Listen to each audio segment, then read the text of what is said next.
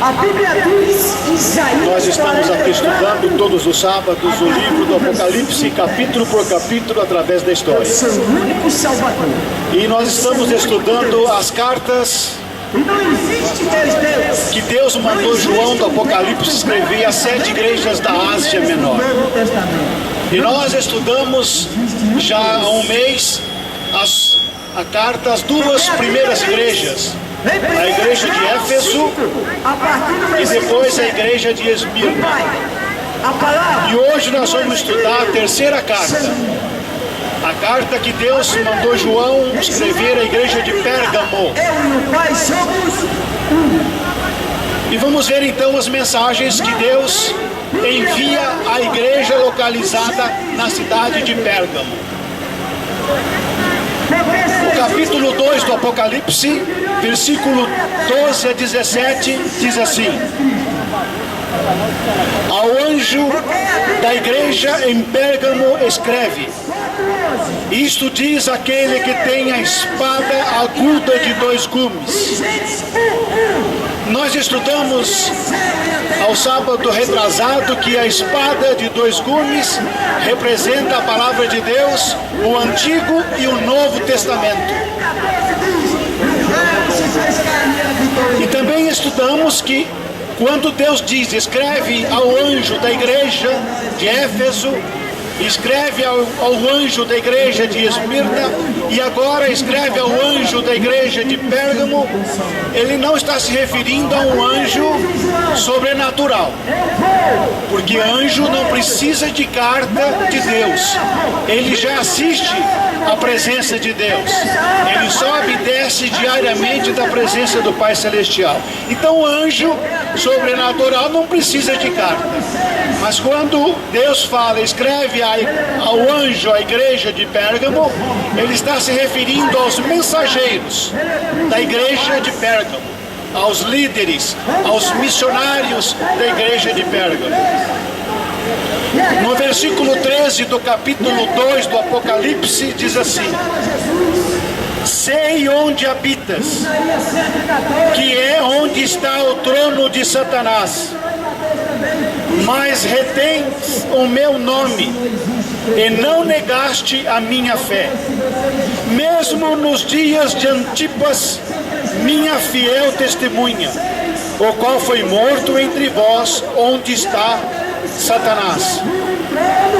Versículo 14: Entretanto, algumas coisas tenho contra ti, porque tens aí os que seguem as doutrinas de Balaão, o qual ensinava Balaque a lançar tropeços diante dos filhos de Israel, introduzindo-os a comerem das coisas sacrificadas a ídolos e a se prostituírem. Versículo 15: Assim tens também alguns de igual modo que seguem a doutrina dos nicolaítas. Versículo 16: Arrepende-te, pois, ou senão virei a ti em breve. Contra eles batalharei contra a espada da minha boca. Quem tem ouvidos, ouça o que o Espírito diz às igrejas. Ao que vencer, darei do maná escondido, e lhe darei uma pedra branca, e na pedra um novo nome, escrito, o qual ninguém conhece, senão aquele que o recebe. Esses são os versículos das cartas que João, inspirado pelo Espírito Santo, escreve à igreja de Pérgamo. Interessante que Deus, aqui nesta carta, ele diz 3 coisas importantes. Primeiro, ele diz aos cristãos de Pérgamo: eu sei aonde vocês habitam e aonde está o trono de Satanás, mas vocês não negaram a fé, mesmo nos dias de Antipas, minha fiel testemunha, o qual foi morto aí, aonde Satanás habita. Deus fala que Os cristãos de Éfeso, os cristãos de Pérgamo, da cidade de Pérgamo, estavam numa cidade onde estava o trono de Satanás. E mais alguns ali haviam conservado a fé em Cristo e não havia se corrompido. Outros cristãos ali na cidade de Pérgamo havia se corrompido. Eles seguiram a doutrina dos nicolaítas e dos balamitas, os seguidores de Balaão. Aqui neste verso 14 do capítulo 2 do Apocalipse, está se referindo a uma metáfora de Balaão, do profeta Balaão, profeta histórico do Velho Testamento. Eu já vou entrar na história do profeta Balaão do Velho Testamento. Antes eu quero chamar a atenção de vocês porque Deus disse que os cristãos de Pérgamo estavam aonde estava o trono de Satanás. O que Deus queria dizer com isso? Porque Deus disse que os cristãos de Pérgamo estavam onde estava o trono de Satanás. Porque Deus escreveu isto à igreja de Pérgamo. Sabe por quê? Porque quando os medo-persas dominaram a Babilônia, houve 4 impérios mundiais ao longo da história, até os nossos dias. A Babilônia foi o primeiro império que dominou o mundo. O segundo império mundial foi o reino dos Medos e Persas, sob a liderança de Ciro, chamado na história como o Grande. Depois, o terceiro reino universal foi o reino de Alexandre o Grande, a Grécia, que entra no cenário mundial. E o quarto e último império mundial foi Roma, que nos dias de Jesus governava o mundo. O segundo império mundial, os Medos e Persas, sob a liderança de Ciro, derruba a Babilônia, a que governava o mundo, a Babilônia de Nabucodonosor. Nesses dias que Ciro domina a Babilônia, o grande Ciro já estava na profecia de Isaías, mais de 150 anos antes de Ciro nascer, que Ciro dominaria a Babilônia e derrubaria os seus portões de bronze de mais de 25 metros de altura. E assim a profecia de Isaías cumpriu-se em Ciro, o rei dos Medos e Persas. E quando Ciro, o rei dos Medos e Persas, dominaram a Babilônia, Ciro deu liberdade para os povos que estavam ali subjugados, deu liberdade para eles voltarem para a sua terra. E entre eles estavam os próprios babilônios. Acontece que entre os grupos que Ciro deu liberdade para voltar para a sua terra, estava ali o grupo de sacerdotes babilônicos, que não gostando muito de Ciro ter dominado a Babilônia, eles criaram um motim, os sacerdotes babilônicos, e conspiraram contra Ciro, o rei Ciro. E por fim o rei Ciro expulsou os sacerdotes babilônicos do império. E os sacerdotes babilônicos fugiram para uma pequena cidade da Ásia Menor. E aonde foi que os sacerdotes babilônicos foram instalar? Justamente na cidade de Pérgamo. Ali eles fundaram seu colégio, estabeleceram a sua pedra ali, angular, e criaram seu templo ali, distante do governo central do rei Ciro. Ali os sacerdotes babilônicos começaram a divulgar e ensinar as doutrinas da Babilônia, os mistérios da Babilônia, o ocultismo, os cultos misteriosos. É por isso que quando nós vamos lá para o Apocalipse capítulo 17, encontramos ali a mulher, a grande prostituta, que tinha na sua testa uma inscrição: mistério, a grande Babilônia. Qual é a conexão do Apocalipse com a Babilônia antiga? Na mulher estava escrito a frase na testa dela: a grande Babilônia, mistério. Por que mistério? E por que Babilônia? Porque Babilônia, porque o Apocalipse faz uma conexão com a Babilônia antiga. E agora na cidade de Pérgamo se instala ali os sacerdotes babilônicos. E então eles começam a ensinar as doutrinas da Babilônia, os cultos babilônicos. Eles fundam ali o seu culto e o seu templo de adoração a Satanás. É por isso que Deus, quando escreve a carta à igreja de Pérgamo, ele diz assim: eu sei aonde vocês habitam e aonde está o trono de Satanás.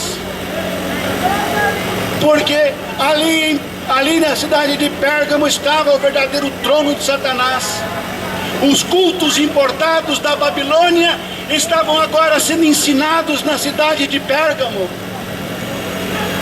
E ali, no templo erigido por eles, pelos babilônios, haviam também, eles adoravam vários deuses, e entre eles, dentro do templo, tinha uma cobra, que eles adoravam a cobra também.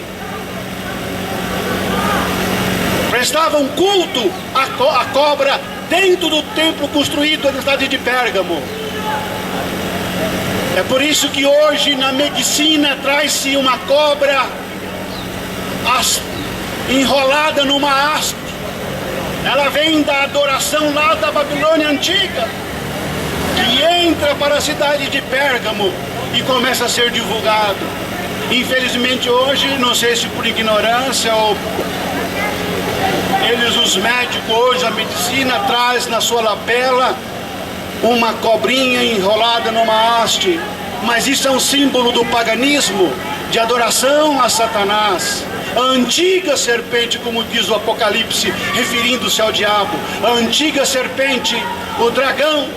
Então, ali na cidade de Pérgamo, era onde estava o trono de Satanás. Ali era cultuado, ali se envolvia com cultos misteriosos, e ali se ensinava a prática e a adoração a Satanás. O paganismo estava se instalado na cidade de Pérgamo, através da influência dos sacerdotes babilônicos, que foram expulsos do governo de Ciro, quando dominou a Babilônia.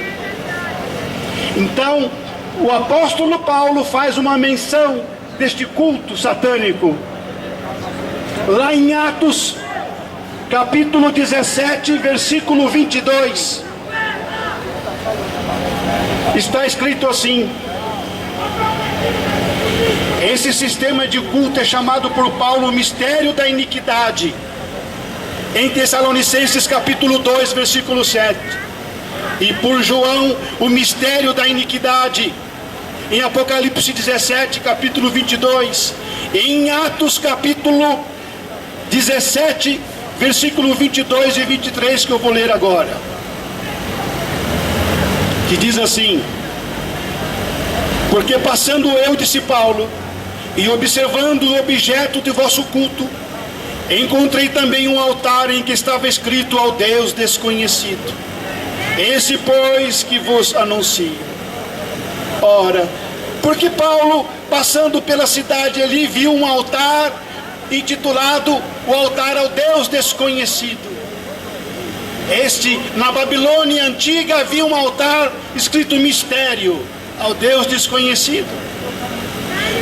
E Paulo, usando de sabedoria, de uma filosofia, tenta ganhar ali aquelas pessoas na cidade. Diz assim: eu sei que vocês são muito religiosos, passando por aqui eu vi um altar ao Deus desconhecido. E esse que vocês desconhecem é o Deus que eu anuncio. Mas o altar erigido ao Deus desconhecido não era o altar dedicado ao verdadeiro Deus, a Jeová, o Criador do universo. Não era um altar dedicado ao Deus Criador, Mas ao Deus desconhecido, todos os deuses que eles não conheciam, eles adoravam naquele altar único ali. Ora, o Deus verdadeiro não pega carona em qualquer altar. Ele é único e não divide a sua glória com ninguém. Assim está escrito na palavra dos profetas. Deus não divide a sua glória, Ele não divide o seu altar com ninguém. Paulo apenas faz essa citação, ele usa de sabedoria para pregar o Deus verdadeiro, que de uma certa forma era desconhecida por eles, que era Jesus Cristo, Salvador da humanidade. Mas Paulo faz referência em Atos capítulo 17, versículo 22. Passando por aqui vi eu um altar ao Deus desconhecido. Este era um resultado do culto de adoração aos deuses da Babilônia, aos cultos misteriosos. E quando o rei de Pérgamo, chamado Átalo III, morreu, ele deixou um testamento, que após a sua morte, a morte de Átalo III, o rei de Pérgamo, ele deixou no seu testamento: quando eu morrer, esta cidade ficará sob o governo do Império Romano. E assim aconteceu no ano 133 a.C. Após a morte do rei da cidade de Pérgamo, ela passou sob o governo do Império Romano. E os cultos misteriosos que era praticado ali pelos sacerdotes babilônicos na cidade de Pérgamo, aonde Deus chama, é aqui que está o trono de Satanás. Todo tipo de culto misterioso era praticado ali naquela cidade.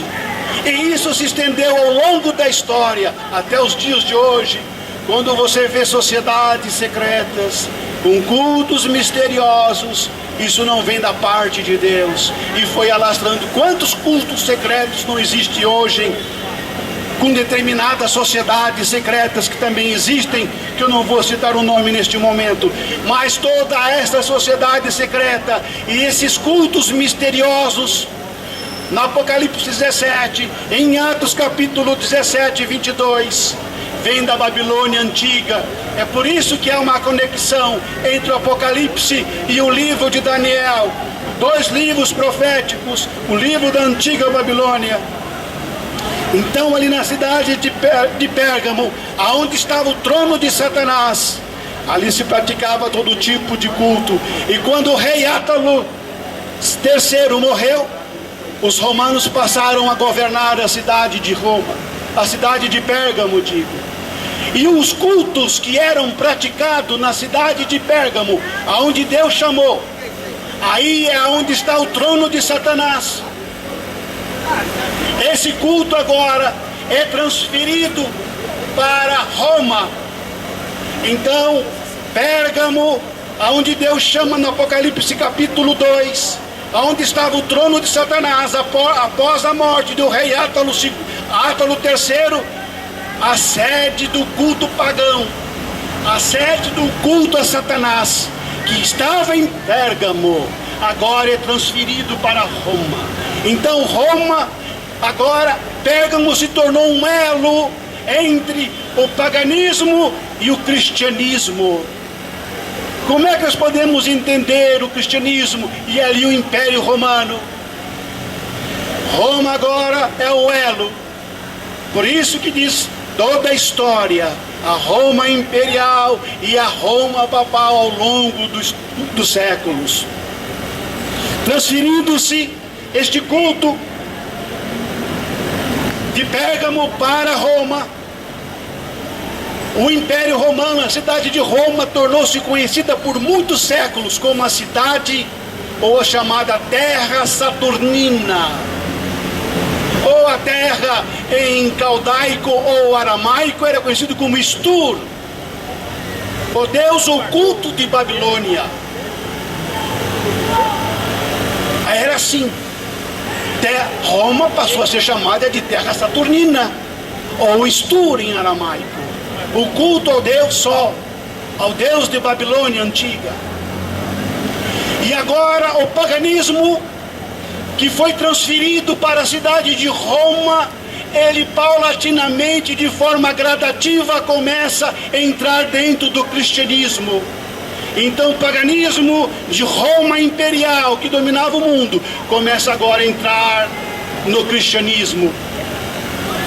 E assim, interessante que nós temos hoje, no culto ou na liturgia da missa católica, a seguinte oração: Deus oculto em meu Salvador, tem misericórdia de nós. Eu estou falando no contexto histórico. Deus oculto, tem misericórdia de nós. Aí vem o paganismo começando a entrar dentro da igreja cristã. E a igreja cristã agora começa a assimilar uma série de adoração e culto e doutrinas do paganismo. Deus oculto em meu Salvador, isso era frases usada lá na antiga Babilônia aos diversos deuses, não ao Deus verdadeiro. Por que Deus oculto em meu Salvador? Deus não é oculto, Deus é revelado. Mas estas frases foram importadas e elas foram sendo inseridas dentro da igreja cristã, e elas foram assim, de maneira muito sutil, sendo assimiladas, e os cristãos, sem perceber, foram assimilando o paganismo dentro da igreja, até que ela vem e se instala. Pérgamo em grego quer dizer casamento. O paganismo entra dentro da igreja cristã. Há o casamento então da igreja cristã e o paganismo, entre a igreja cristã e o Estado. O Estado se une com a igreja e a igreja se une com o Estado, e isso vem tomar força com o imperador Constantino, o imperador romano, o imperador que nominalmente se converteu ao cristianismo. Eu digo nominalmente porque ele se converteu de maneira política. Roma estava perdendo o prestígio político e agora precisava de um apoio religioso para que ela pudesse ascender, resgatar-se novamente. E ela assim, então, Roma se encosta no cristianismo. O imperador romano, o imperador Constantino, ele vem e se converte. E no ano 313 ele então dá o famoso edito, promulga o famoso edito de Milão, onde concede liberdade de culto aos cristãos. E aí começa o casamento entre a igreja e o paganismo, entre a igreja cristã e Roma imperial. Roma imperial, Roma cristã. Aí começa o casamento. Dessa unidade entre o cristianismo e o paganismo vai nascer agora uma personagem que nós temos na Bíblia. O casamento entre o cristianismo e o paganismo, deste casamento gera-se um filho. Qual é o filho que é gerado entre o cristianismo e o paganismo? Está no livro de Tessalonicenses. Eu vou pedir para você aqui, por favor, ler para mim. Como não está ventando, eu vou ler. Segundo Tessalonicenses capítulo 2, versículo 3. Este é o filho que é gerado entre o casamento do cristianismo com o paganismo, que diz assim: ninguém de maneira alguma vos engane, porque não será assim, sem que antes venha a apostasia e se manifeste o homem do pecado, o filho da perdição.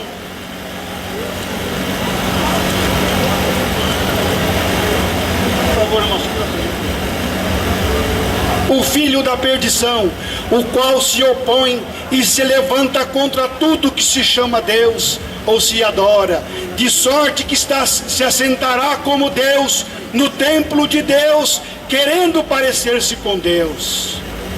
Porque já o mistério da justiça opera, diz o apóstolo Paulo em 2 Tessalonicenses capítulo 2, versículo 3 até o 7. Ora, diz aqui que ninguém se engane, porque vai se manifestar o homem do pecado, vai se manifestar a apostasia, ele vai se assentar no templo de Deus. Nesta Bíblia aqui traduzida pelo rabino David Stern, ele traduz assim este verso: o homem do pecado, que assim mesmo se declara Deus, pelo rabino David Stern. Ele é mais claro ainda na tradução, o rabino, dizendo que o homem do pecado Este é o anticristo que é gerado entre o casamento do cristianismo com o paganismo. Vai nascer agora o homem do pecado, que está sentado aonde? No templo de Zeus? Não. De Hércules também não. No templo de Deus, diz a profecia. E virá apostasia. Apostasia não pode vir para o paganismo, porque o paganismo já está na apostasia. Isso é inerente do paganismo. A apostasia só pode vir do cristianismo, deixando seus fundamentos, os ensinos dos apóstolos, e deixando as verdades e indo após outras doutrinas que Deus não estabeleceu em sua palavra. Assim surge o anticristo. Este é o filho gerado da unidade entre o cristianismo e o paganismo ao longo da história. É o homem do pecado que Paulo fala. E ele diz assim: está sentado no templo de Deus e perseguirá os cristãos e se declarará Deus. Quem é que está sentado no templo de Deus? Ou como diz o Rabino na versão mais clara ainda, que se declarou Deus ao longo da história. Nós sabemos, e eu tenho diversos documentos históricos, que os papas ao longo da história se declararam deuses, se declararam representante de Deus e o próprio Deus na terra.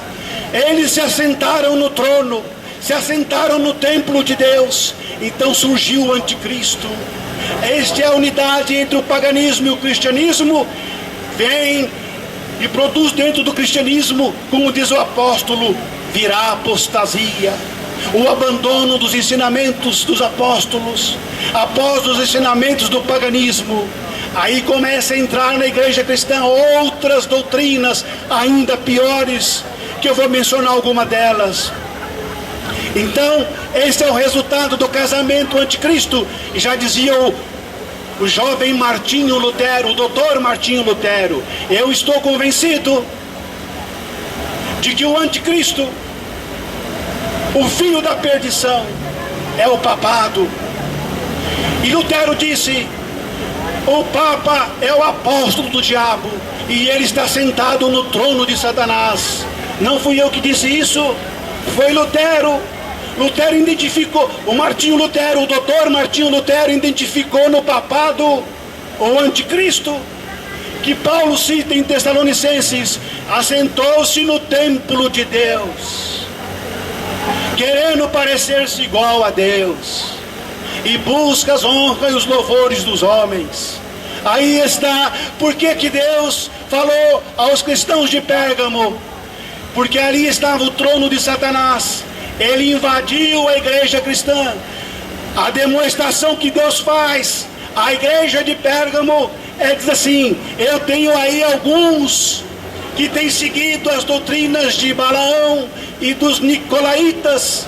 Nós estudamos sábado retrasado que os nicolaítas eram aqueles que pregavam que o cristianismo, ele agora aboliu a lei. Eles, na linguagem atual, os nicolaítas ensinavam, esses cristãos que se diziam nicolaítas, eles ensinavam: estamos na graça, não precisamos da lei, a lei é para os judeus, nós não somos judeus, não precisamos da lei, a lei é para o tempo de Moisés, agora estamos na graça de Cristo. E nada. Eles também ensinavam que, ao aceitar o cristianismo, entravam numa atmosfera mais elevada, numa vida espiritual elevada, e aquilo que se fazia no espiritual, as coisas da carne não afetavam o espiritual. Então, adulterar é coisa da carne, o sexo é coisa da carne, um exemplo, e isso não afeta o espiritual. Assim ensinavam os nicolaítas: não precisamos da lei, a lei é para os judeus. Pregavam o cristianismo liberal. E esse é o cristianismo que entrou com a apostasia. Esse é o protestantismo que nós temos hoje. É a igreja cristã evangélica também apostatada que nós temos hoje. Eu falei de Roma papal, mas também vou apontar para Roma, para a igreja protestante. Ela hoje, de modo geral, ensina que está na graça e que não precisa da lei.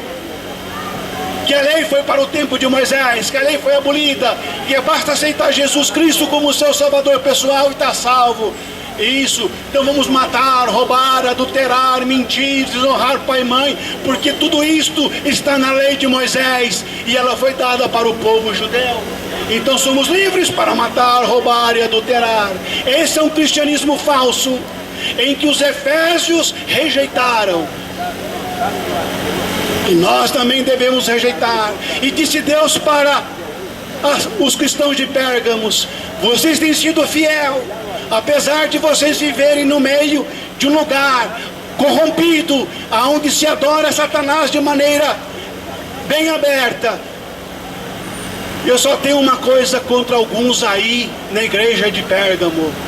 Alguns que estão seguindo as doutrinas dos nicolaítas, que é dizer que está na graça e que não precisa da lei. E também os que seguem as doutrinas de Balaão.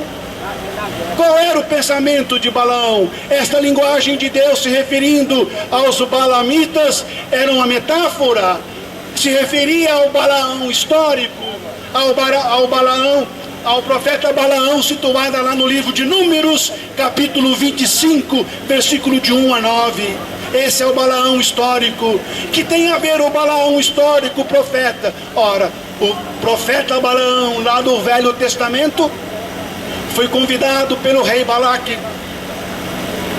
rei dos Moabitas, para amaldiçoar o povo de Israel. O povo judeu é um povo próspero, um povo vitorioso nas batalhas, porque Deus estava à frente deste povo. Mas o rei Balamita, temendo que fosse derrotado pelos judeus, chamou o profeta Balaão e disse: amaldiçoa este povo, Balaão. E ofereceu para o profeta Balaão uma fortuna, ofereceu ouro, joias. Então o rei Balaque, rei dos Moabitas, corrompeu o profeta Balaão com recursos financeiros. E assim o profeta Balaão se deixou ser levado pelo dinheiro, pelo amor ao dinheiro, e perdeu a sua salvação. O Espírito Santo diz, o Antigo Testamento, retirou-se do profeta Balaão, porque deixou-se corrompido pelo dinheiro. Mas Deus fala aos cristãos de Pérgamo: eu tenho aí contra vocês algumas coisas. No meio de vocês são cristãos fiéis, têm honrado o meu nome no meio do paganismo, no meio do satanismo.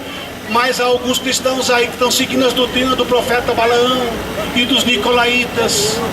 É isso que nós temos hoje, um cristianismo apostatado, um cristianismo que prega a bênção, que ele vende as bênçãos de Deus, negocia as bênçãos. Hoje, de modo geral, está um cristianismo vendendo bênção.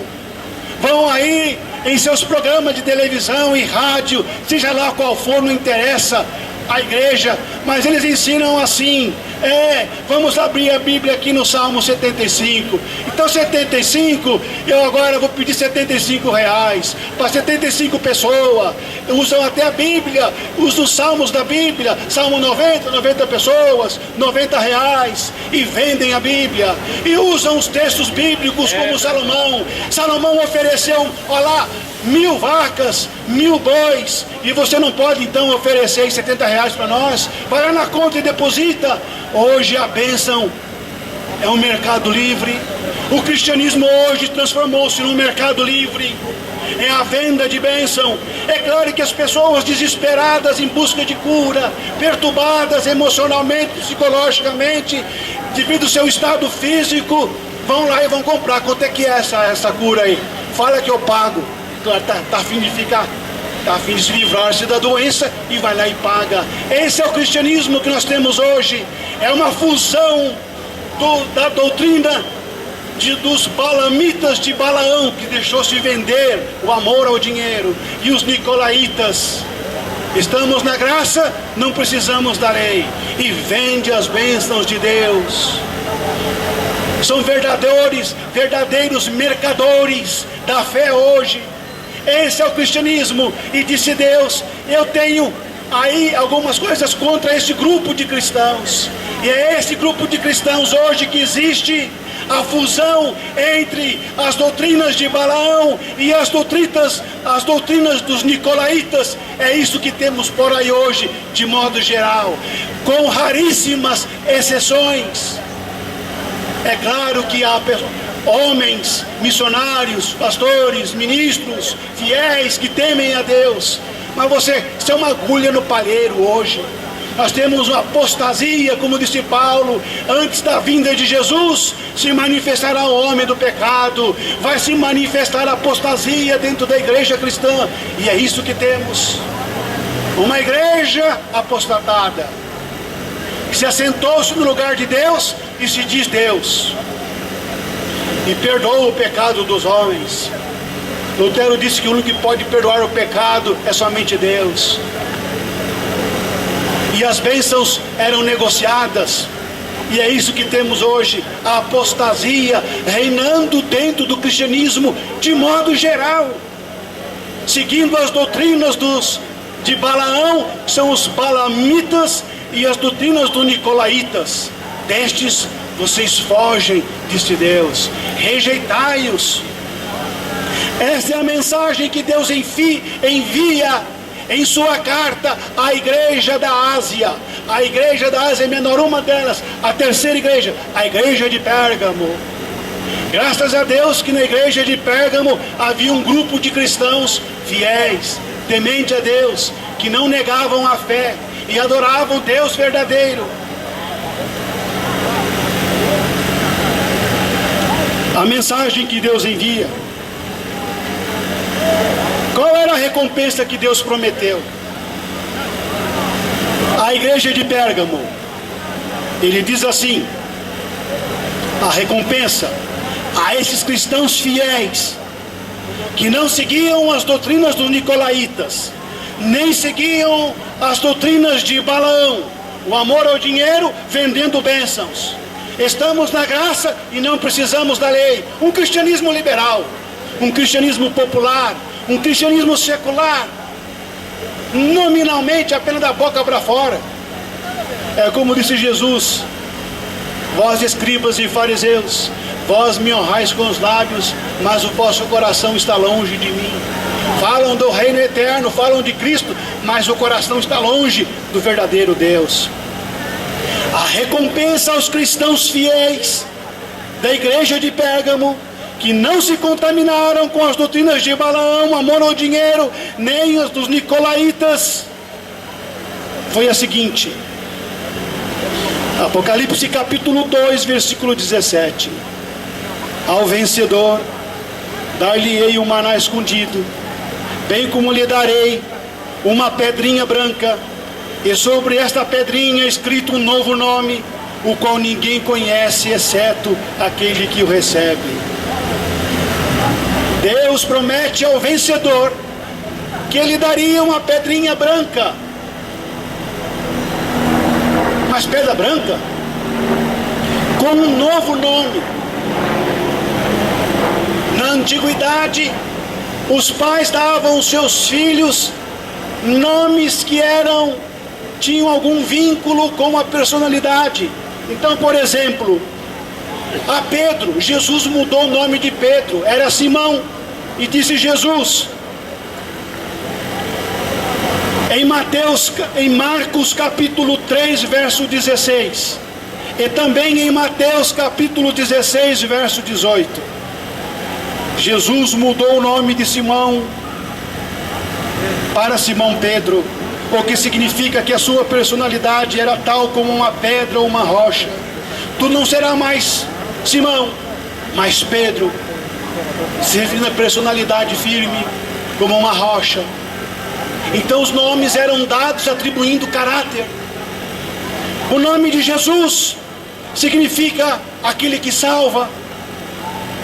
Jacó, Deus mudou o nome de Jacó de suplantador no hebraico, que em outras palavras, de enganador, para Israel, aquele que lutou como um príncipe.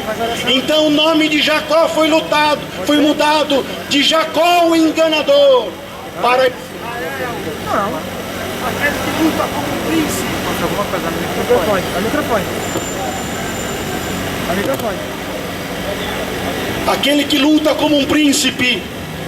E assim os nomes eram atribuídos ao caráter das pessoas. Por isso que Deus faz uma referência. Eu vou mudar, eu vou dar para vocês ao vencedor uma pedra branca. Uma pedrinha branca com um novo nome. Que simboliza, que representa o caráter de cada um. Ia dar tempo até. Para esses cristãos da igreja de Pérgamo fiéis, que não se contaminaram com as doutrinas de Balaão, nem com as doutrinas dos nicolaítas, com certeza Deus reservou uma pedrinha branca. Mas por que Deus usa esta linguagem aos cristãos da cidade de Pérgamo? Eu darei uma pedra branca para vocês, com um novo nome. Só aquele que receber vai conhecer qual será o seu novo nome. Lá no céu, Jesus vai mudar o nome de cada um de nós. Eu estou me esforçando e lutando, e aceitei a Jesus como Salvador pessoal. E é o desejo do meu coração viver com Ele para sempre. E eu acredito que Jesus reservou uma pedrinha branca, não só a mim, mas todos quantos aceitarem a Cristo como seu Salvador pessoal. Mas eu só vou saber qual será o meu novo nome lá no céu. Mas porque Jesus diz à cidade de Pérgamo, aos cristãos de Pérgamo, uma pedrinha branca. Sabe por que uma pedrinha branca? Porque nos tribunais humanos da época, quando o juiz entrava para julgar uma pessoa, o juiz levava duas pedras, uma branca e uma negra, uma preta. Quando o juiz fosse dar a sentença ao réu, se fosse inocente, o juiz então levantava a pedra branca. Mas se condenado, ele levantava a pedra preta, a negra. É isso que Jesus quis ensinar aos cristãos de Pérgamo. Eu darei a vocês uma pedrinha branca e nela um novo nome. Significa isto: Jesus é o nosso juiz, Ele é o nosso advogado. Ele morreu, como diz lá em Romanos capítulo 8, versículo 1. Nenhuma condenação há para os que estão em Cristo Jesus. Então, para aqueles que estão em Cristo Jesus, não há nenhuma condenação. É aqui que se aplica a pedrinha branca com um novo nome. É a justiça de Cristo, é a purificação do nosso caráter. Jesus nos purifica de todo o pecado. E assim, nós receberemos a pedrinha branca, os méritos de Cristo, a justiça de Cristo nos perdoa, o sangue de Cristo nos purifica de todo o pecado. Isso mostra que nós somos condenados à morte pelo pecado, mas através de Cristo Jesus entrou a vida e a vida eterna. Por isso disse Jesus: eu darei uma pedrinha branca ao vencedor, e nela um novo nome, que saberá somente aquele que receber. Que maravilha é saber que, a despeito das nossas fraquezas, dos nossos erros, dos nossos defeitos de caráter, do nosso pecado, Jesus nos promete, se permanecermos fiel a Ele, não nos contaminarmos com este cristianismo apostatado que aí está, que seguem as doutrinas de Balaão e as doutrinas dos nicolaítas. Se nós permanecermos firmes ao verdadeiro cristianismo ensinado pelos apóstolos, receberemos esta pedra branca. A única coisa que nos transporta para o céu é o sangue de Jesus. É o sangue que nos purifica e nos rime de toda a maldade do nosso coração. Mas Jesus promete perdoar os nossos pecados e nos dar a vida eterna, se lutarmos e ficarmos incorruptíveis.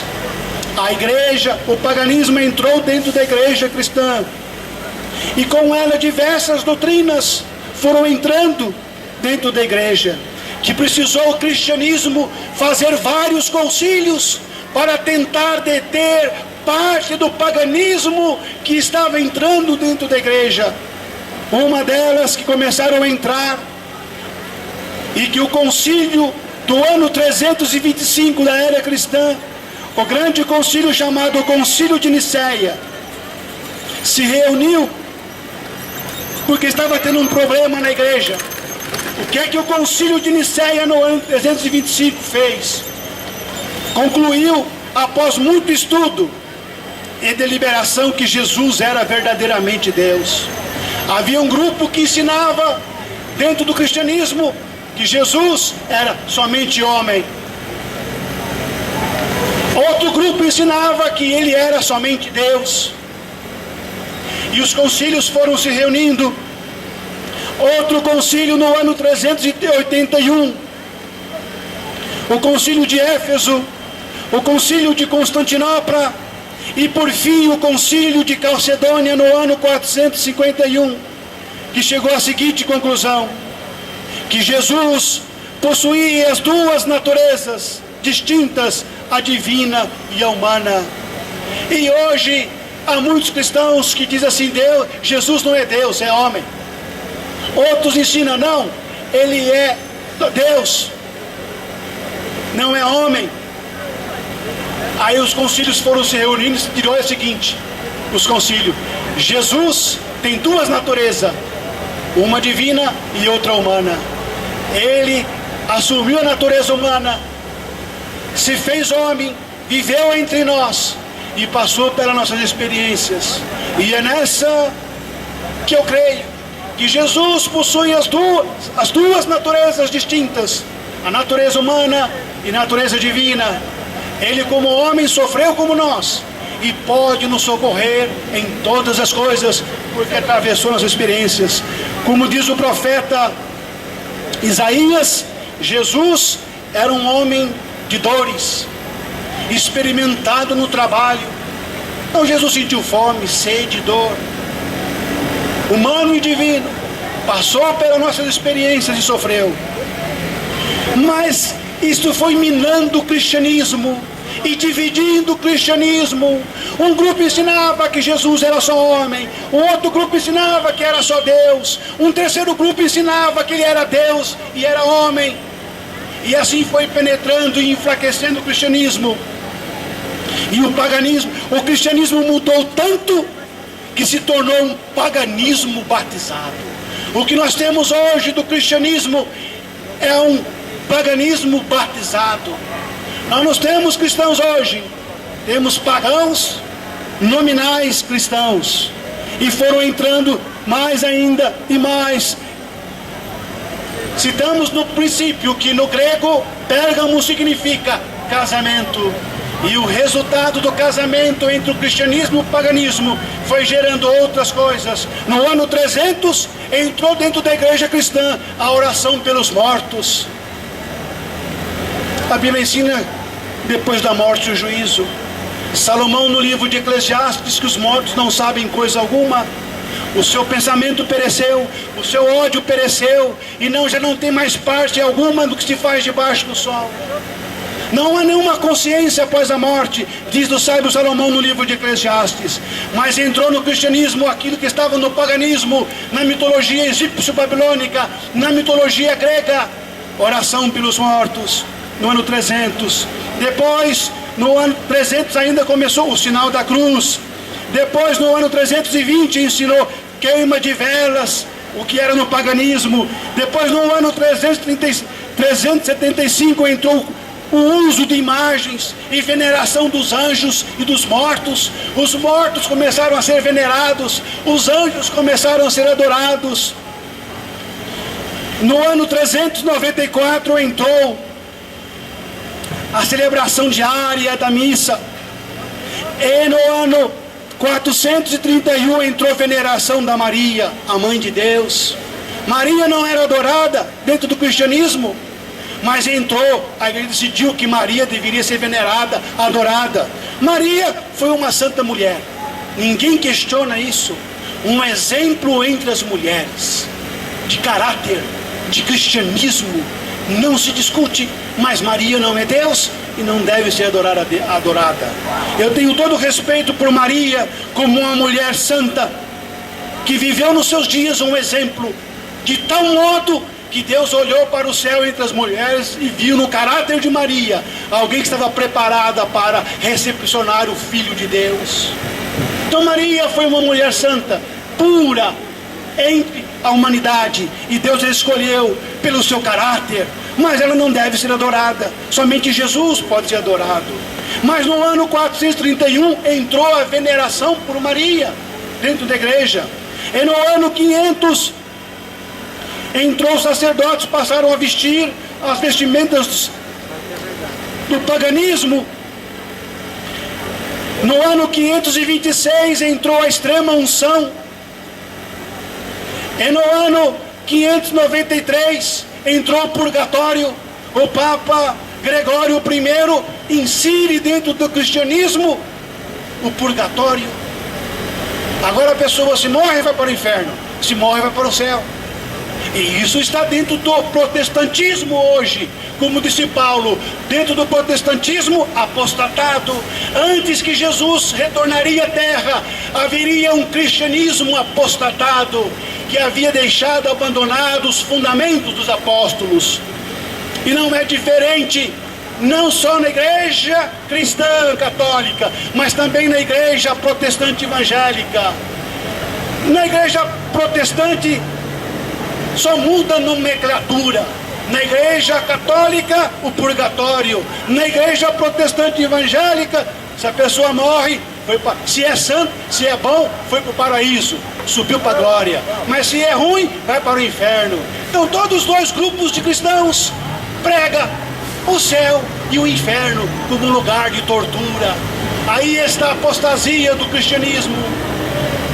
Hoje o cristianismo apostatado, o protestantismo, não pode falar muito da igreja cristã católica, não. Eu diria assim, mais ou menos essa linguagem, seria o sujo falando mal lavado. Isso é que Paulo profetizou em Tessalonicenses capítulo 2, viria a apostasia, e nós estamos no dia dessa apostasia. E quando entrou então o imperador Constantino, aí completou-se. Constantino era adorador do sol, pagão, o imperador de Roma. E ao aceitar o cristianismo, o dia do sol era o primeiro dia da semana em que se era adorado. Como o imperador Constantino, o imperador romano, casou-se com o cristianismo da boca para fora, a igreja, para fazer política com o imperador Constantino, trouxe o dia do sol para dentro da igreja. E qual era o dia do sol? Até o ano 300 e 400, o mundo cristão observava o sábado do quarto mandamento. Este sábado que os cristãos hoje dizem que é para os judeus, mas até o quarto século a igreja observava o sábado. E agora então, com a entrada do imperador Constantino, se oficializa de vez a observância do domingo como um dia santo, como um dia de guarda, porque o imperador de Roma, Constantino, adorava o sol, e o dia de adorar o sol era o domingo.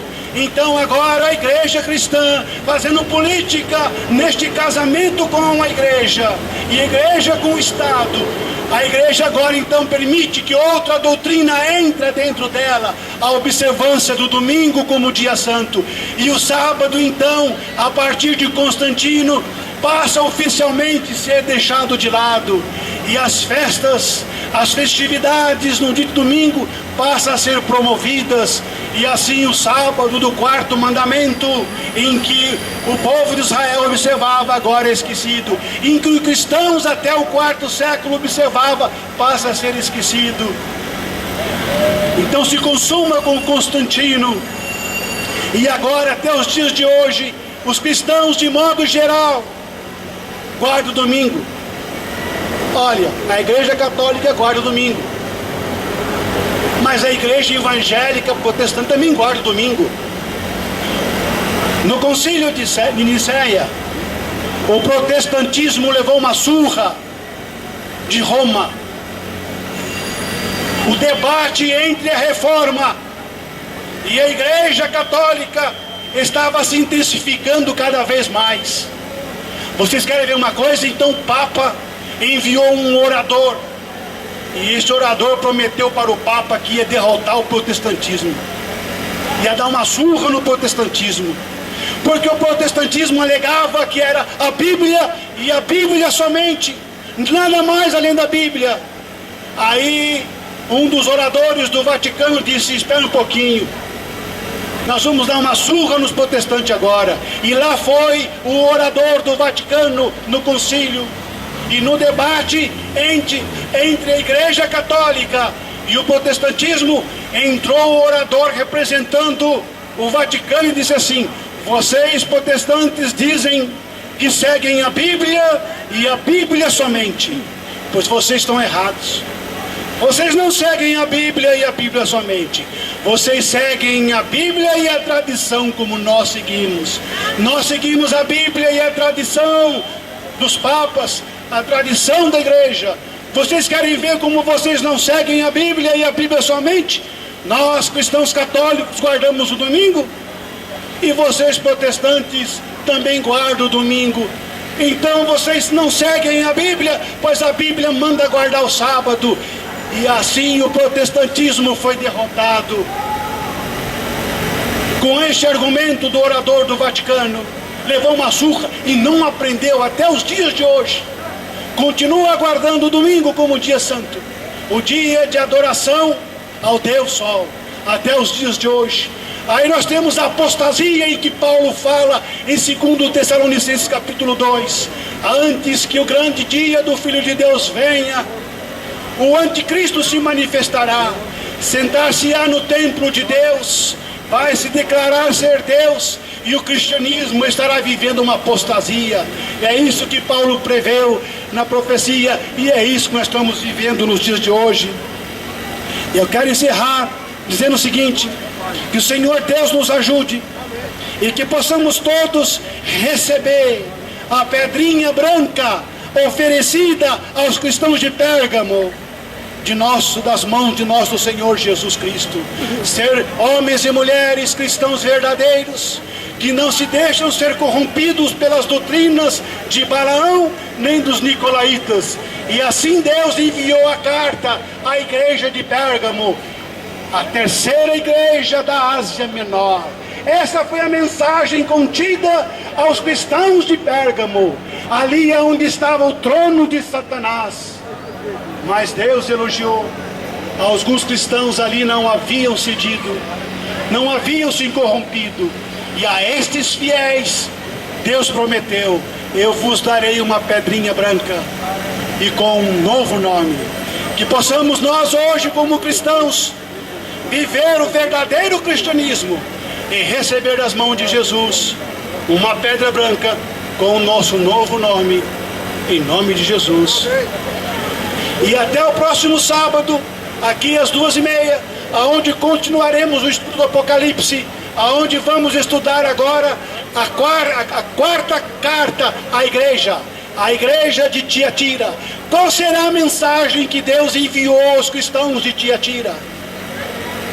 No próximo sábado estaremos analisando a carta de Deus. Estamos estudando aqui as cartas de Deus, as 7 igrejas da Ásia Menor. E hoje estudamos a terceira carta, a carta de Pérgamo.